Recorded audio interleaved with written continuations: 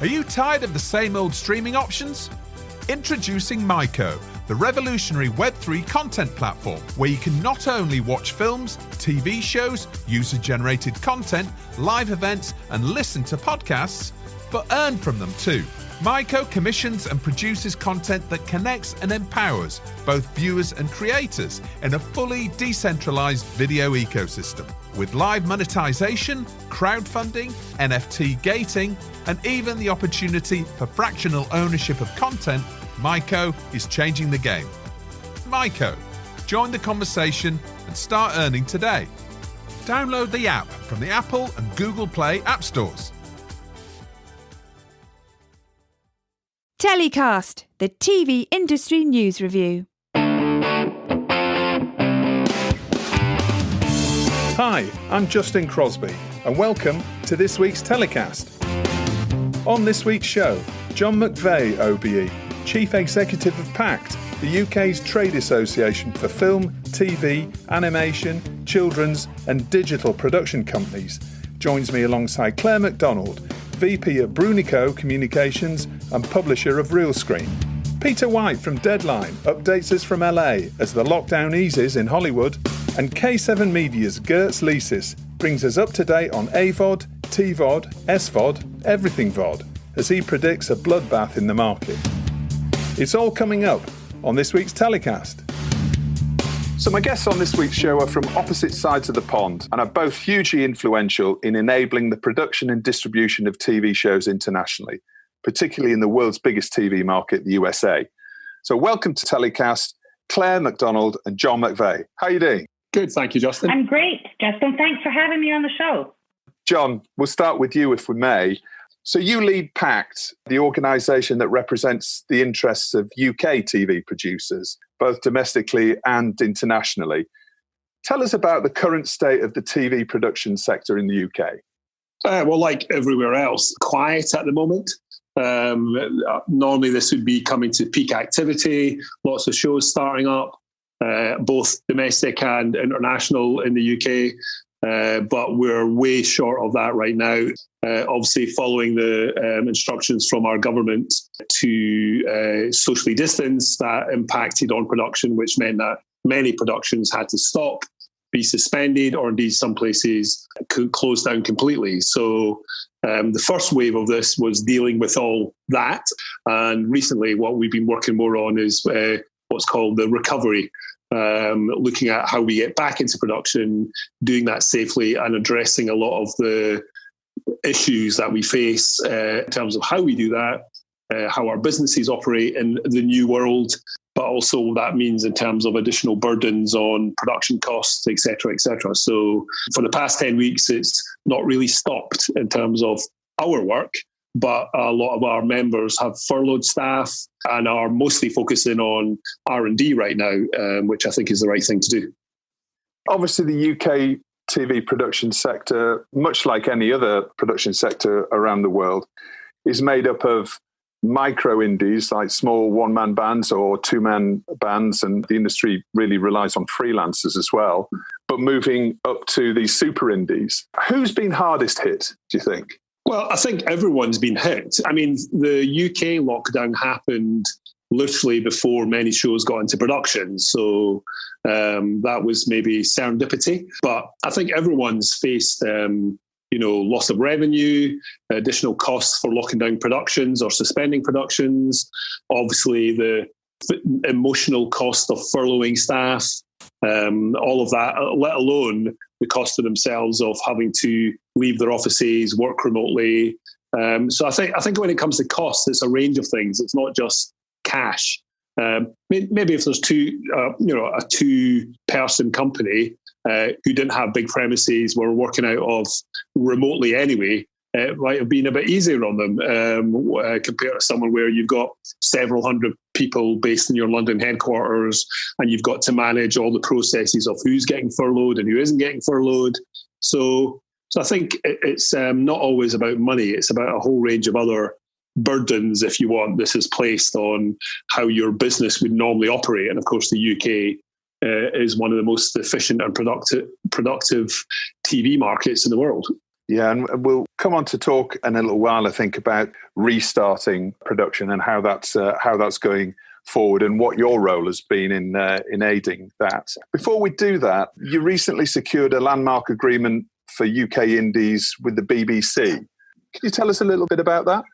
Yeah, well, this was a very protracted negotiation. Basically, the BBC sought to provide more of the programmes it commissions from independent producers for free for the British licence fee payer. And rightly, that's the right response when you're facing a lot of the international SVODs, seeing the UK as the second most important market outside the US. They've got a lot of competition. And of course, us as consumers, we want to watch a box set. We don't want to be restricted. So it was quite right in terms of their intention and their analysis. The only problem was they didn't want to pay for any of that. So given how we finance in the UK, where we deficit finance, we package up secondary rights, we sell them into different parts of the market, both domestically and internationally, and then we use that to finance the shows we make for the BBC. So our worry was if we didn't get compensated for that enhanced use, and that enhanced use meant that we couldn't raise the same money in the secondary markets, then we wouldn't be able to close the finance or make the shows to the quality we need to make to not just domestically, but clearly internationally. So we were, to say we're at loggerheads on this issue would be putting it mildly. So it was a very long negotiation. When you think it only covers one clause in the entire commissioning agreement, and normally we can do a whole commissioning agreement in about 6 months, this took over 18 months to get resolved. And we managed to come up with a new structure where the BBC do pay for that additional use, and they compensate for producers both by cash, but also by their license period reducing. The more packages they pick up, the less they get overall. So it's basically about a use package. So if they use it more, the time they have to use it decreases. And we also reset their share of our net revenues. So they reduce their share, which makes us quite attractive for deficit financing, because if I go to a distributor now, there's less payaways to other parties, including the BBC. And we hope the structure we've put in place, of course, with COVID, we've yet to see how the world's going to look, but we hope that the structure will not only compensate producers for more use of the programmes, but also make sure that independent British producers remain attractive for third-party financing as well. Well, the UK terms of trade has really been a model for many other countries around the world, and Pact has been a key player in securing that. So it's great to hear that this new agreement with the BBC is being finalised just actually before COVID hit, or actually, in the opening weeks of the current crisis. So it's great that has been agreed. There's so many other things that everybody's got to focus on now in terms of getting the business started again. And that brings us to your first story, which is about production starting back with new pan-industry guidance. Yeah, well, this was really led quite rightly by our major broadcasters, because they commission producers. Producers are used to complying with various editorial compliance issues or health and safety issues or diversity issues for a British commission. But the good thing about this one was the broadcasters involved us in the development of this guidance. So that gave us an opportunity to involve many of our members, for us to get a chance to look at the draft guidance before it got approved by government, to feed back on that. And ultimately, it's high-level guidance. It basically says, here are the public health principles, which are effectively health and safety issues. And of course, everyone in production anywhere in the world has to work with health and safety. If we're going to crash a car in the middle of Cardiff High Street, we have to make sure we're working safely. And as an industry, we have very high standards for health and safety. So, but of course, with COVID and the requirements placed on us for physical distancing, I don't like using the word social distancing. We're meant to be physically distant, but it doesn't mean to say we have to be distant from our fellow human beings. And the requirements are basically placed by government, and the guidance complies with what the government requires. Currently, of course, we hope over the medium to longer term, that will change. And the guidance is very high level. So as a producer, you will basically look at this guidance, and then it's your responsibility to work out, how do I create the production protocol for me to make this show underpinned with this guidance? Yeah. So it's not a prescriptive, thou shalt do it this way, you can't do it that way, in terms of different genres. Each genre, each production, because each production is unique. If you think about the issues around a drama that's all studio-based versus someone doing a fixed rig shoot in a hospital, they're very different environments, very different challenges. So what we didn't want was guidance that was too prescriptive, which prevented us innovating, from working out the best editorial way to tell the stories, from working with directors who can come up with a new way to shoot something. And I think that's good. And it gives everyone, talent, crew, producers, presenters, it gives everyone hopefully more confidence that as an industry, we take this very, very seriously, and we can get everyone back to work as soon as we can, and get them back to work in a way where they're safe, healthy, and people can start earning again. I want to get as many people off furlough and back to work as possible. All producers want that. For a creative industry, sitting around not being creative is very hard. I mean, maybe if you worked on an assembly line for a car manufacturer, being furloughed for several months might not be too bad. But for creative people, given that it's a vacation as much as a job, it's a really difficult thing. So I don't think it's a magic bullet. I don't think there's a big switch where production is rapidly going to ramp up. I think it's going to take a bit of time. Well, it's obviously been a real joint effort from key players in the industry to get this through in obviously a fairly short order. I guess the first question I've got is, will it mean more cost? Does it mean a production is more expensive now? And are the broadcasters and the commissioners, are they prepared to pay that? Has everybody bought into the fact that it's going to be more expensive, and the buyers are happy to pay that? Well, they're the burning questions. I mean, we've applied some analysis to a budget pre-COVID, and then if you had to shoot it now, utilising the requirements, you're looking at anywhere between a 10 and 20% uplift. But of course, now we are in a world of COVID, and we have to adapt accordingly. What can we do to mitigate some of those costs? So can we film it a different way? I mean, the idea that you're doing multi-location, foreign locations right now is probably not on. So you may not be able to make it the way you did before. So are you going to use green screen? Are you going to reimagine how to do that? So there will be an increased cost. It's not going to be a hard number for everything. But clearly where the increased cost of complying to make something would damage a producer's margin or make it untenable, then the financiers, i.e. the British broadcasters, will have to cover that if they want programming.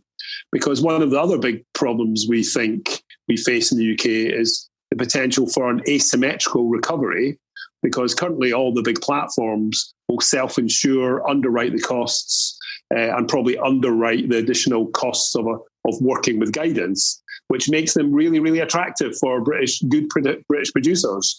I really don't want that. I want to see our whole audiovisual economy recovering, which includes our domestic PSBs, and making sure that small factual programs are viable.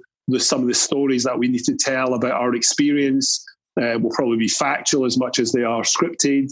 And I think it's important we get back to a range of programming that we can make safely and at a price which makes it viable. Obviously, we're talking specifically about the UK industry and UK producers. Have you any insight into what different countries' production communities are doing? Are they approaching this in a similar way, or have you had any discussions with any of your counterparts in other territories?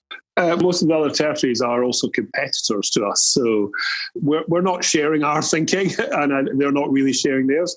Clearly, there are territories which have moved quite fast. France, in particular, have already introduced underwriting for production insurance for their scripted sector. Australia's looking at something. Canada's looking at something. America's looking at a bigger insurance underwriting scheme, much like we are in the UK. No one can get commercial insurance for pandemic-related business disruption. So every country is going to have to do something. Those who get out the blocks quicker in terms of offering their domestic sector cover for either enhanced public support or public production insurance clearly are looking to steal a march, and we can't have that. The UK is a very competitive market. It's been a hard fought for place to be one of the world's leading audiovisual economies. And I'm certainly making a lot of representations to government that one of the consequences of the COVID pandemic shouldn't be to damage one of the most successful parts of our creative economy. Yeah, absolutely. And that's obviously a long and hard fought battle that Pact and UK producers have been having so much success over the years. And it's, that's obviously something we want to see to, get back to where it was as soon as possible. I mean, we saw recently Channel 4 has announced, huge restrictions on their commissioning budgets. And so we're talking about production budgets naturally going to be higher, commissioning budgets getting lower. At the end of the day, the producer's in the middle and they've got to make it work. They've got to actually solve these problems themselves. How are they going to do it? Well, as I say, there'll be some ways of saving money. But I mean, the important thing is, if Channel 4 doesn't have the same sort of money, ITV doesn't have the same sort of money, they've got to change their editorial specifications then. They can't get the same for less. Particularly if there is a burden from complying with the safe working. So that's going to have to be very careful discussions around what are they getting for their money. And if they're paying less, somehow there'll be less going on screen one way or another. Because what we can't have, this is basically producers' already thin margins effectively being destroyed. As you mentioned earlier, the terms of trade were significant because they gave producers back end. They gave them a share of revenue from IP. And for many of our companies, that's what's keeping them going. Production margins in the UK were already wafer thin. It's a very competitive market. People compete on price and quality and creativity. But you can't end up with a situation where that competition for ideas is at the price of a business. That's not a good result for broadcasters. It's not a good for the overall market. We want people to enter this market, to build businesses, to make great programs, both domestically and internationally. That's good for everyone. I think it's a very, very pertinent question. But certainly we've already had conversations with Channel 4 making clear that you will have to adjust your editorial ambitions if you don't have the money. Yeah. Because anything other than that will be completely unreasonable. Yeah. So Claire, welcome to the show. Thanks for joining us. How are things going on over in Toronto, and what's the latest goings on at Brunico and Realscreen? Well, we have been out of the office. I think March the 16th was the last time I was there. So we've all been working from home during that time. Actually been really remarkable how we have been able to adjust, because that's not a situation that we've typically worked around, obviously. It's quite incredible, really, what we've managed to do in the time of crisis. We've had to completely rethink our business and come up with virtual events, which we'd never considered until we had to. Yeah, it's been an incredible learning experience, really. People seem to be in good spirits. We have, Zoom meetings and Google Meets and every other platform. We get to see each other regularly and manage to be as productive as I think you could possibly be in the circumstances. We are just beginning to see some of the restrictions lifting in Toronto. So certain businesses are able to return to work. We're not in a big rush to do that because we are equipped to work remotely, and there's no real rush for us to put anybody else in danger. So we will be in a very phased in approach. So Realscreen is obviously a really well-known brand within the factual TV industry for your publications, but also for your events. The summit, obviously, that happens at the end of January every year, and Realscreen West. Now, Realscreen West isn't happening this year, right? And you've launched a new virtual event. That's right. Realscreen West was scheduled to take place in Dana Point this year, which is in Orange County in California, and that was from June the 2nd to the 4th. And we had to make a difficult decision. I think it was about 6 weeks ago that it just was not going to happen, which in hindsight was the right decision. You know, we've sort of over the last 11 years, I believe it has been, we've had Realscreen West, and it's sort of been a touch point for the industry sort of 6 months between the summit and the following one. So we didn't want to lose that momentum, so created Realscreen Live, which is a virtual event, and it's going to take place on the same dates as Realscreen West was scheduled for. Okay, all right. Well, we look forward to seeing that when that comes around. And there's a lot of familiar elements of the usual Realscreen events that you've incorporated into Realscreen Live. Yeah, that's right. We have one keynote, which is Jen O'Connell, and she's EVP of Original Nonfiction and Kids Programming at HBO Max. And then we have 4 panels throughout the course of the 3 days. Then we have our signature 30 minutes with sessions, which are broadcaster briefings, essentially. And we have speed pitching, which is what it says, speed pitching, which gives people the opportunity to sign up and pitch their ideas to executives. We'll also be announcing the finalists of Propel, which is our female accelerator program, which we're doing in partnership with Abby Greensfelder at Every Woman Studios. All right, fantastic. Well, that sounds great. Well, wishing you all the very best with that. Obviously, the virtual event has become an industry norm now over the course of the last 2 months. So who knows? It may be these virtual events may become part of the new normal of the TV events business going forward. You know, we may see a mix of virtual and real world events going forward. Yes, we're thinking about that as we plan for next year's Realscreen Summit in New Orleans, which, as you mentioned, is at the end of January. And at this point, we don't really know, do we, what's going to be happening? So we have to plan for all events, basically. You know, obviously, we would much rather have the event live in New Orleans. It's our last year there before we move to Austin. And there's just something that's unique to meeting in person that you cannot replicate virtually. The chance encounters that you have in a live setting. So we are all, you know, but there is incredible technology around, and we will do what we can to unite the community. All right. Okay. Well, let's keep our fingers crossed that as many of our real-world events happen as well. So on to your first story of the week. You've highlighted HGTV ordering its first self-shot show as your first story. Tell us a little bit about that. The reason I picked that show was really just to demonstrate how resilient and flexible and resourceful this community is across the networks and the production community. The last couple of months has shown some incredible, ingenuity.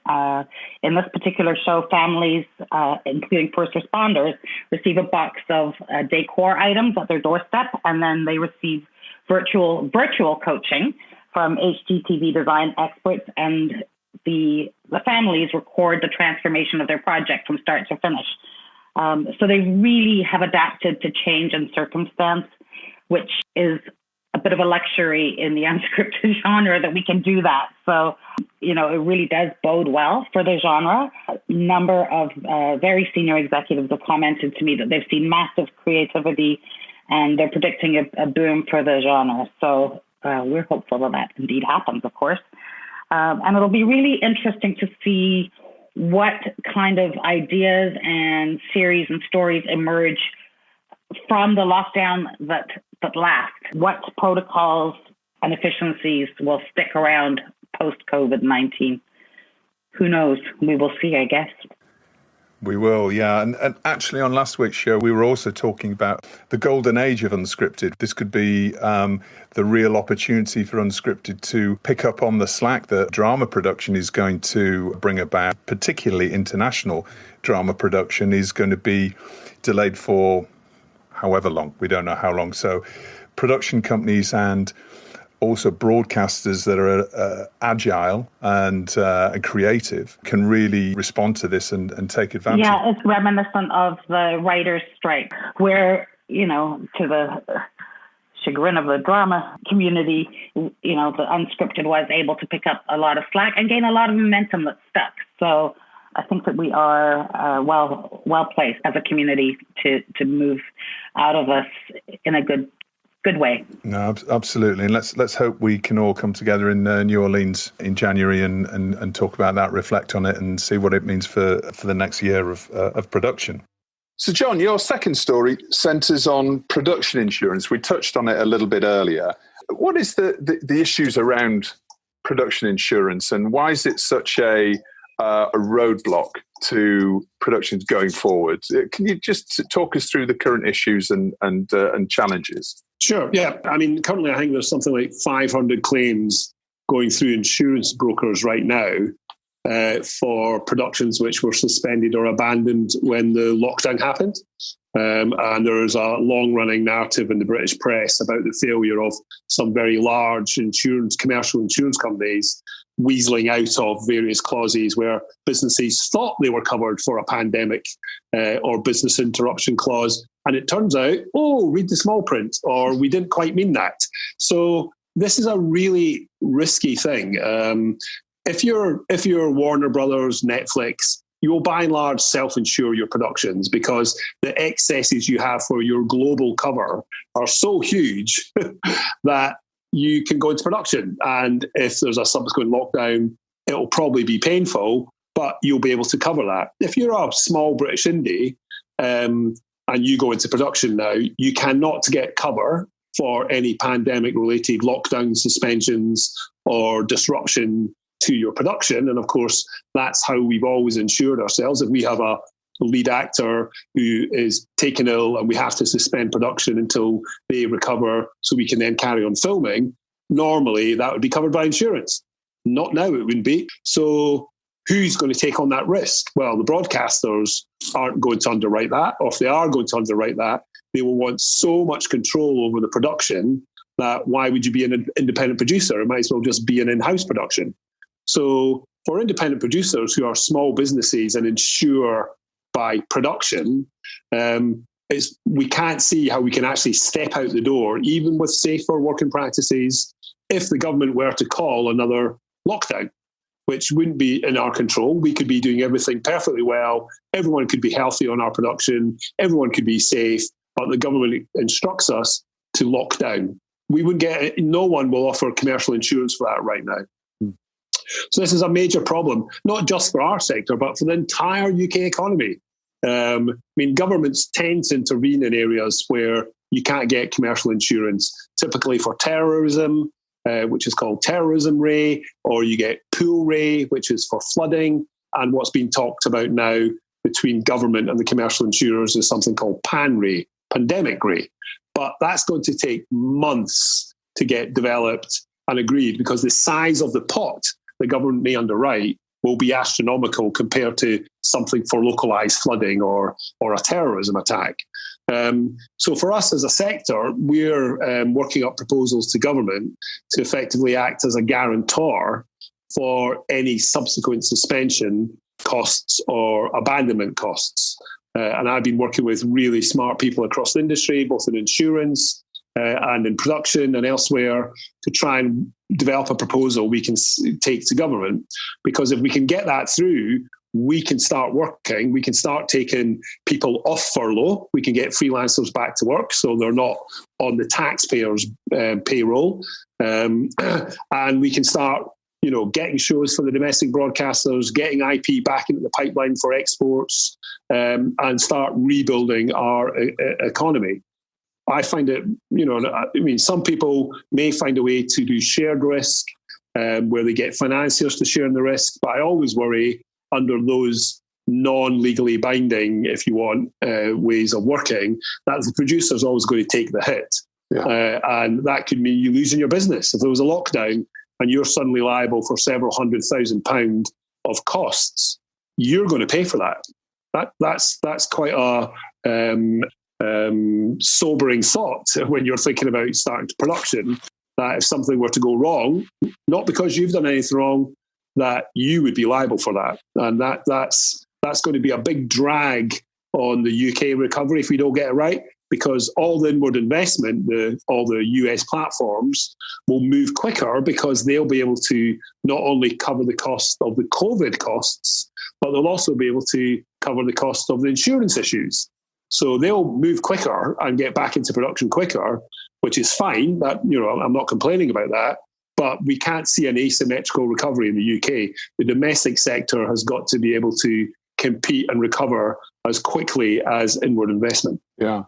You mentioned France being one of the first countries to start to resume production. How have they dealt with the insurance issue over there? They're basically getting a government guarantee for suspension and abandonment. Right. Okay. So it's a similar approach. The principles of insurance are pretty much, I wasn't an expert on this until recently, and I'm still not. But the principles are the same, really. We've developed a different proposal to what they're doing in France, but the principles are the same. In order to have business confidence, you need to be insured or have some underwriting or guarantee. Right. Okay. Well, this is, again, a huge issue. And presumably, until this is fixed in the UK, as you said, nobody can really step out the door and make a TV programme. Well, some will because they're desperate and they need to, or they've managed to find some way to cover the potential risk. And good luck, hats off. But there's a big risk. We don't know what's happening with the pandemic. What I fear is where shows maybe could get back into production because of the COVID-related costs or because of the risks around not being insured, people will hold back going back into production. The suspension will be longer, and that's not good for us overall. It's not good for our schedules. It's not good for our creativity. It's not good for our exports. And clearly, this is the summer. This is normally when we're filming. This is normally principal photography. There's very little principal photography going on right now.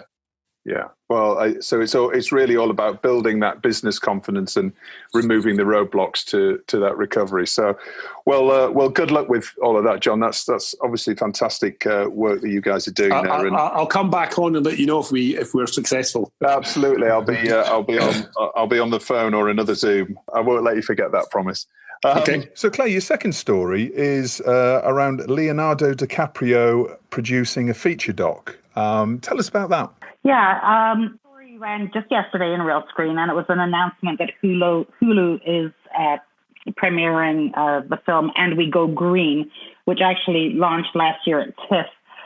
But it just reminded me of how many celebrities are attaching themselves to documentaries. It's not new this week. It's been over the last couple of years. There's just been this huge proliferation of productions that have celebrity names attached to them. A&E Networks just announced Lincoln and Theodore Roosevelt and another three-parter, The Men Who Built America, and they're all produced in part by Leo DiCaprio. He's a pretty busy guy. And then there is a new series in the works at A&E with Bill Clinton. Then, of course, there's Trial by Media, which is on Netflix right now, which is exec produced by George Clooney. And then, of course, there's everything that's coming out of the Obama's Higher Ground productions. So it's not necessarily a new trend, but I feel like there are more and more stories happening with those celebrity names attached to them. And I think it speaks to the golden age of nonfiction because people are watching it, and there's an opportunity there. And there's just been this incredible resurgence of fantastic documentaries, and these people want to have their names attached to them. So it's more of an observation than a hot news story. No, absolutely. I think that obviously, again, the scripted industry is going to be on hold for a little bit longer than unscripted. Then perhaps we might see more and more of these passion projects that come through from some of these really well-known Hollywood actors that want to tell the stories, to tell the unscripted stories. So that's really interesting. Well, we'll keep our eyes out for more of those. So now it's time for Hero of the Week. This week, John, you're going to go first. Who's the person that has inspired you, delighted you, or a person or thing, indeed, that gets your accolade of Hero of the Week? Hero of the Week, good weather. Ah, excellent. Sunshine in lockdown is way better than rain in lockdown. Yeah. We during the past 10 weeks, we've had maybe 1 week where it rained the whole week, and that was way more stressful for everyone than, a little bit of sunshine, a little bit of hope, a little bit of there is an outdoors. So I would say, good weather is a big hero during lockdown. Yeah, you're absolutely right. I've said that myself, I think, to many people that if it was the normal London springtime weather, early summer, late spring weather that we usually have, it would be a much more miserable place. But we've been blessed by the weather gods, at least. Claire, who's your hero of the week? My hero of the week is a gentleman by the name of Chris Sloan. And I have not had the pleasure of meeting him, although he has been to a couple of our events over the years. And I read about him in a regular column in Realscreen by Joe Levesque, who tells unique personal stories of members of the global community.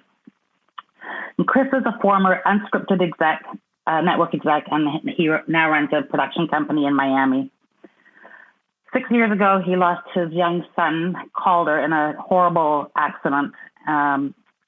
He said that his son has incredible empathy and compassion, and the word that best described him was awesome, and that's what he and his wife used to call Calder, Mr. Awesome. 3 days after they buried him, a friend of Chris's put a self-portrait of Calder on the web with a Mr. Awesome across the top. It went viral, and many, many celebrities held up the picture, and Ellen did a segment to Calder.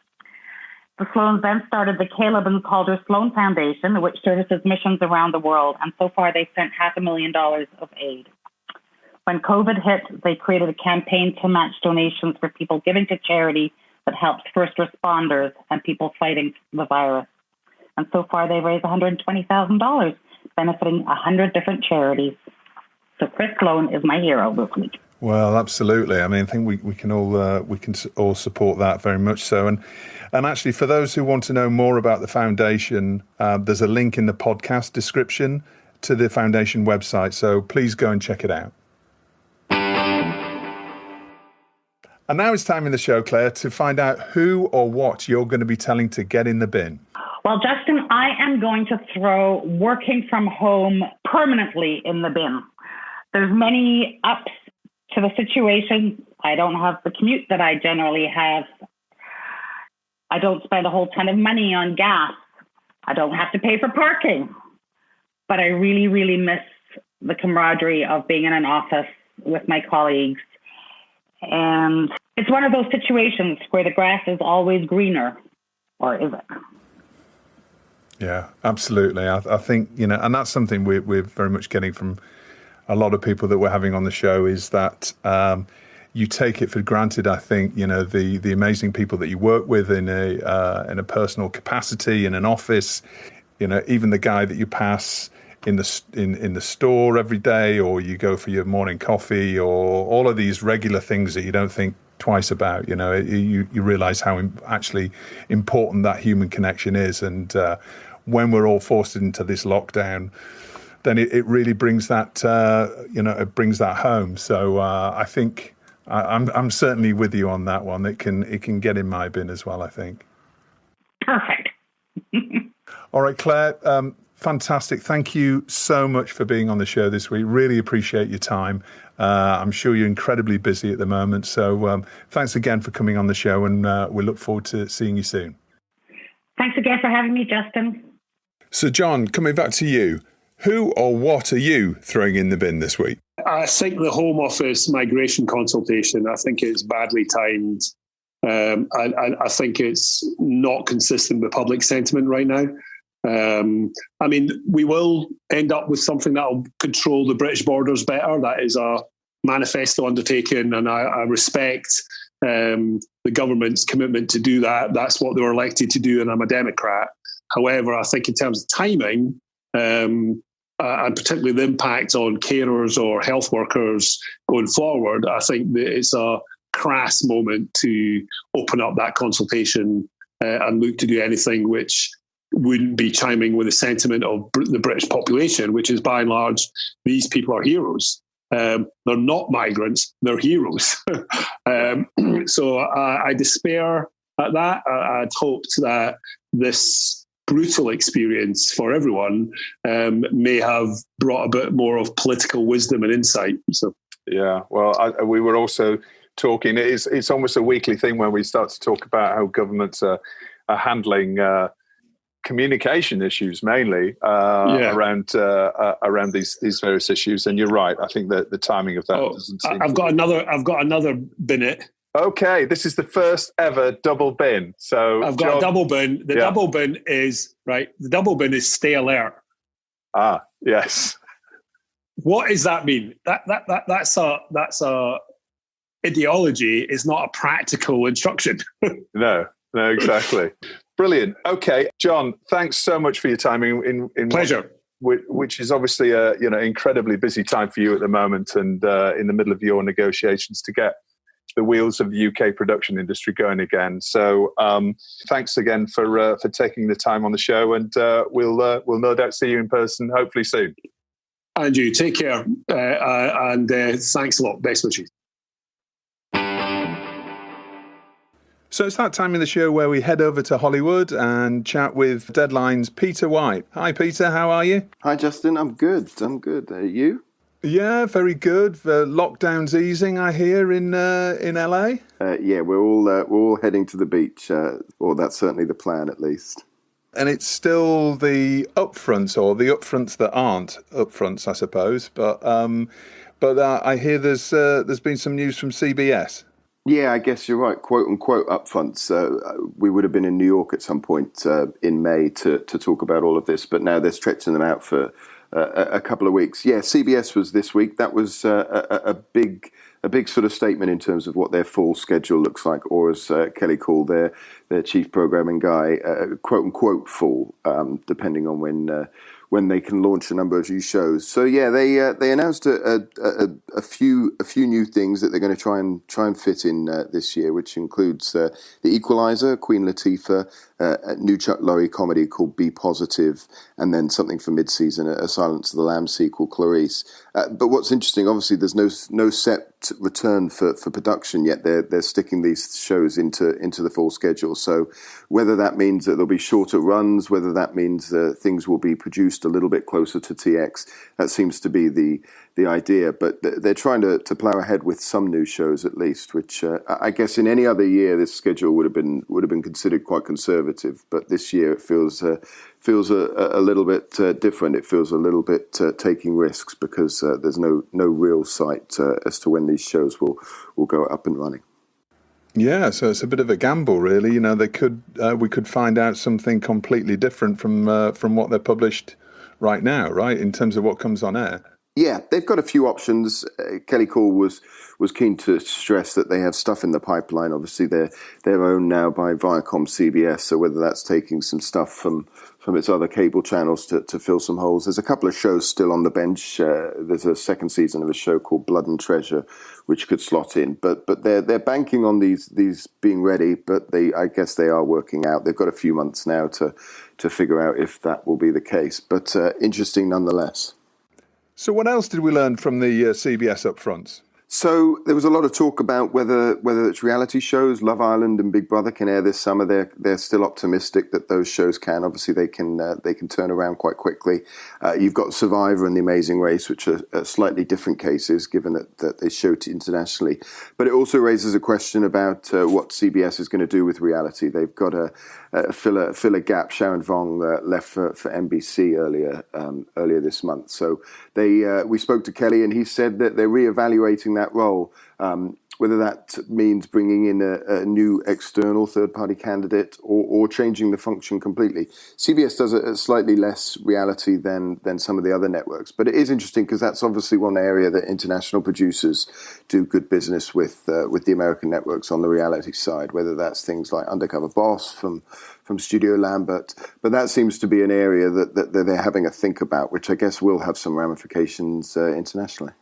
Yeah, and I'm sure in the short term that there's going to be a bit of a rush on unscripted whilst scripted production slows down for a little while. So it looks like Apple are starting to make some big content plays. It feels like that. Yeah, I guess Apple launched a few months ago, and we haven't really heard too much since everyone was talking about the morning show. But this week felt really interesting because they did one massive movie deal. They bought the rights to a big Tom Hanks film called Greyhound, which is around $70 million, a battleship drama, World War II.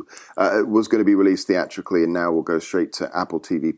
That felt interesting. They also bought a blue chip doc series from the guys behind McMillions. This one's about a government scam. They've got Sofia Coppola making Edith Wharton's The Custom of the Country. They did a first look deal with Ridley Scott Free Productions. So all of those things in the last week or two feel like they're moving into stage two, I guess. And I mean that'll be interesting to see whether they can keep up momentum. They sort of put out a tiny sense of data, or I guess I'm not sure you would call it data, but information that Defending Jacob, which was their crime drama starring Chris Evans, looks like it was the second biggest show after the morning show.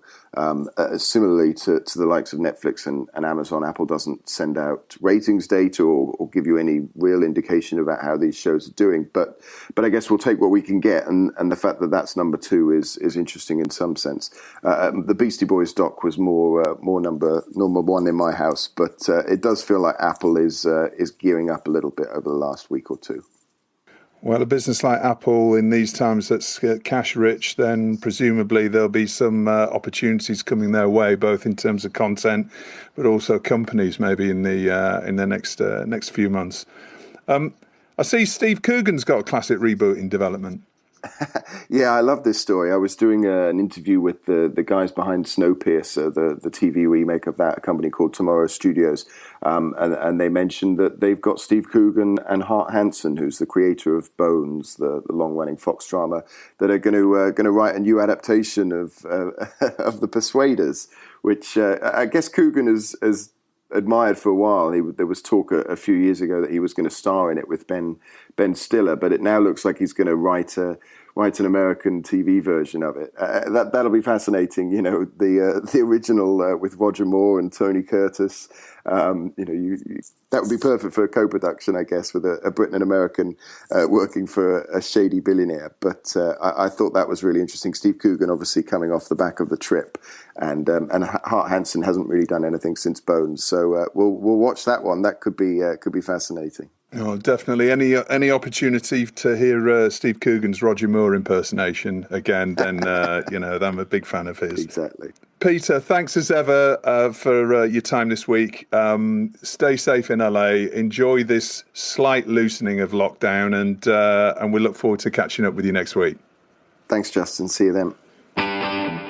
So it's that time in the show when we get to join K7 Media's Girts Licis. And this week we're discussing SVOD, AVOD, TVOD, everything VOD. Girts are obviously a time of huge disruption within broadcasting and in particular digital.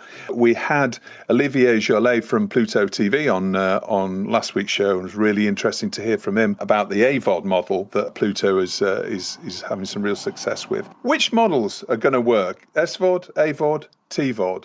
That's a great question, Justin. I mean, it's such a paradox with all the doom and gloom many businesses are currently experiencing that we continue to witness a new streamer with major ambitions launching literally every month.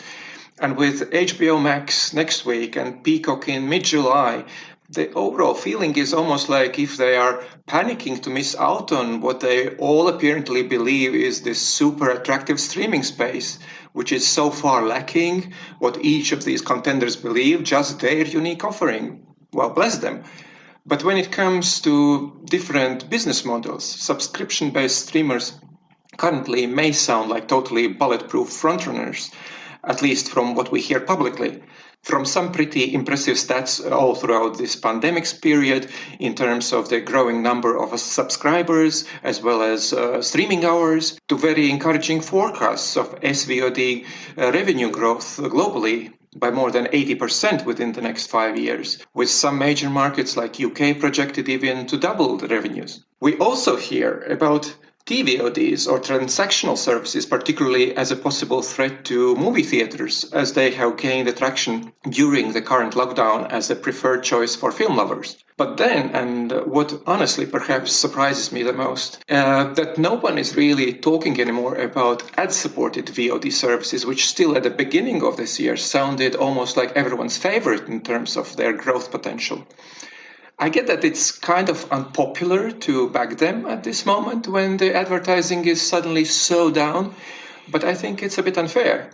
Now, with all this hype, particularly around SVODs, at times it seems like we are choosing to ignore that there will come a moment when we'll feel the consequences of halting productions for several months, that people will gradually return to their normal life routines with their priorities shifting away from the screens and streaming hours per subscriber likely decreasing. But most importantly, I think it will take still quite some time, unfortunately, for the households to hit the bottom caused by this crisis economically. And that's when they will really start to rethink whether they need those 3, 4, or 5 subscriptions, or they can cut a few of them to pay other bills. And that's when people are going to make some pretty simple choices. Basically, any service can be labeled either must-have or nice-to-have. And many of the nice-to-have ones are going to suffer. So which are the must-have ones? To put it simply, must-have is something that's reached the utility status. Something as essential as water, gas, or electricity. At the moment, globally, there is just one, and that's Netflix. Have a look at social networks or dating sites or wherever where people are talking about their hobbies or plans, and you will see that when asked what they are going to do this weekend, most will say something like, "Oh, I'm probably going to stay at home, have some nice wine, and watch Netflix." In the same manner, people 20 years ago would talk about going to movies or watching a DVD. That plain and simple, and as straightforward as Netflix's business model. People are not talking about any other specific service in that same manner. I think Disney is possibly the only other realistic contender for a similar status in the near future.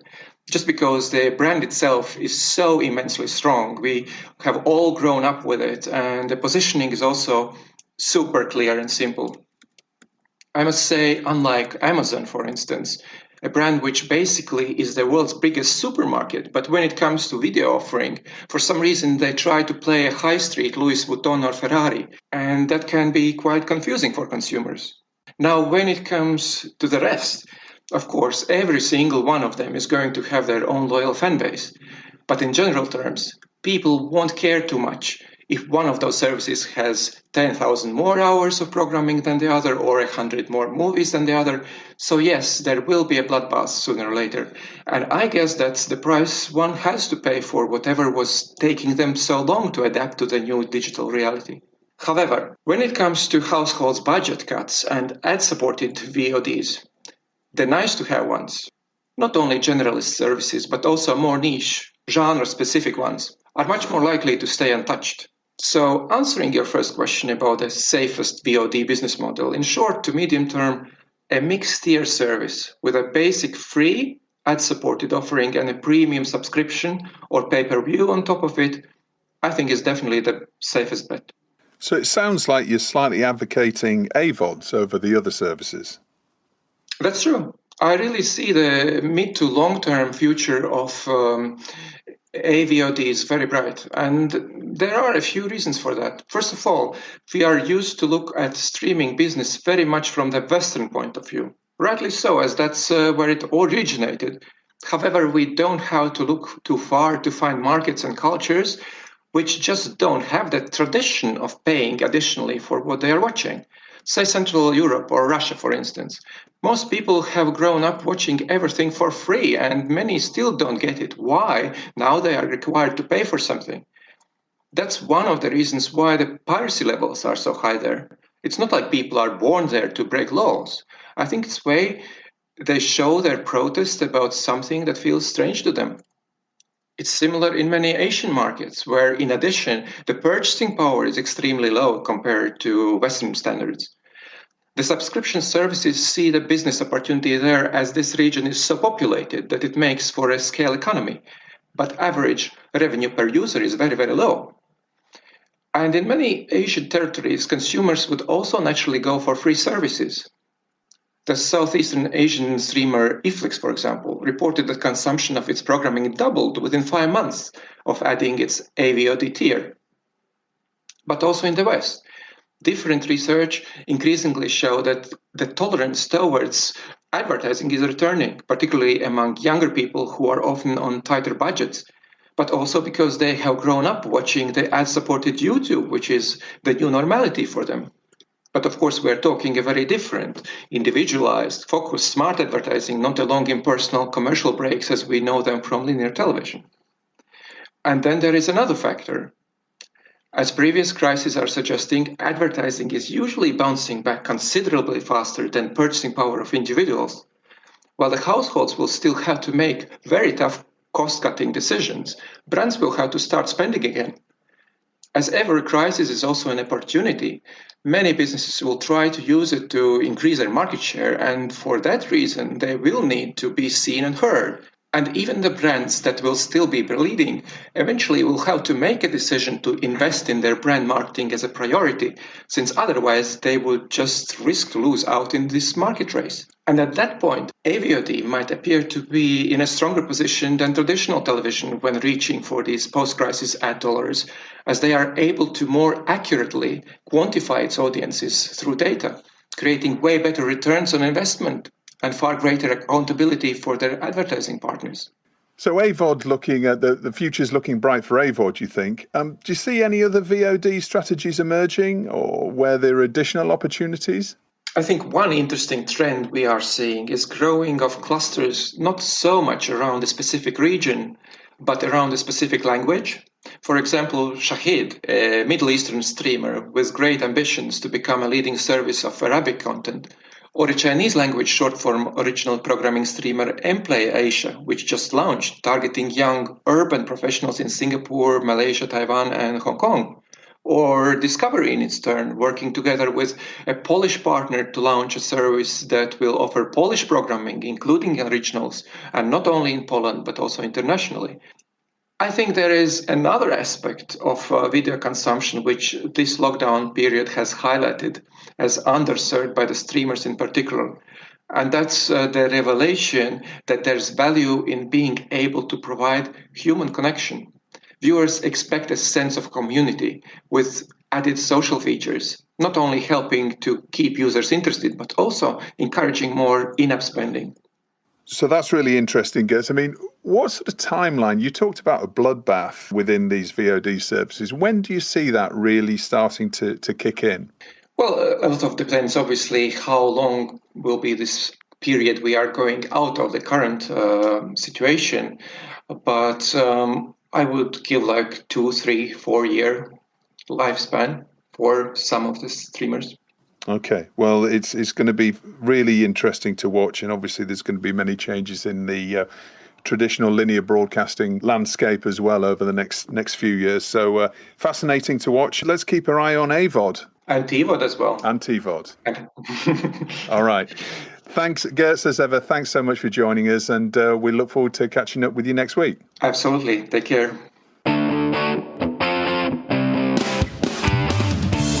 So that brings us to the end of another episode of Telecast. Thanks as ever for listening. Don't forget to share the show on social media and tell your friends and colleagues about it. And give us a quick review on Apple Podcasts. It only takes a minute. So thanks again. We'll see you again next week, and stay safe.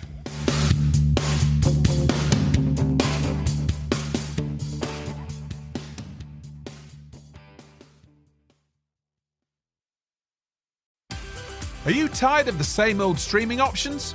Introducing MyCo, the revolutionary Web3 content platform where you can not only watch films, TV shows, user-generated content, live events, and listen to podcasts, but earn from them too. MyCo commissions and produces content that connects and empowers both viewers and creators in a fully decentralized video ecosystem. With live monetization, crowdfunding, NFT gating, and even the opportunity for fractional ownership of content, MyCo is changing the game. MyCo. Join the conversation and start earning today. Download the app from the Apple and Google Play app stores.